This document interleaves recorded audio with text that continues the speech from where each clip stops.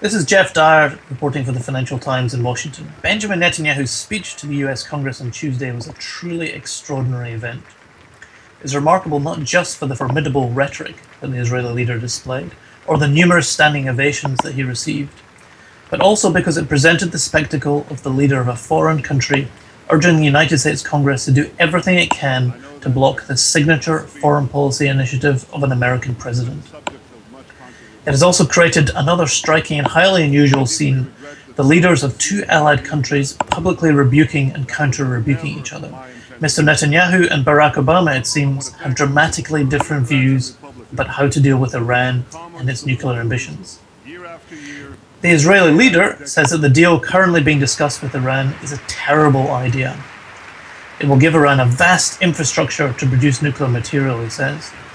Even worse, it will only last for around a decade, leaving Iran free to do what it wants after that. A decade is a blink of an eye in the life of a nation, he told Congress. This deal won't be a farewell to arms. It would be a farewell to arms control. And the Middle East would soon be crisscrossed by nuclear tripwires. A region where small skirmishes can trigger big wars would turn into a nuclear tinderbox. But just over an hour later, Mr. Obama went in front of the cameras to argue that the Israeli leader could not be more wrong. He said that a diplomatic agreement and rigorous inspections were really the only way to prevent Iran from getting a bomb. The Prime Minister didn't offer any viable alternatives. Mr. Netanyahu's hope that more sanctions would lead Iran to capitulate was not backed up by any evidence.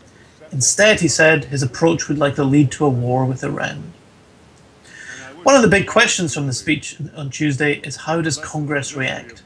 Mr. Netanyahu's hope is that his rhetoric will help encourage members of Congress to support new sanctions on Iran, or at least to support a bill currently under review that would give Congress a vote on any final deal.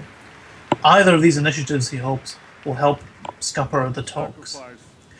But the big risk for the Israeli leader is that his gambit of going to Congress and speaking over the head of the American president will backfire. Many members of Congress are deeply skeptical about Iran, but he's actually made it harder for Democrats to oppose the administration.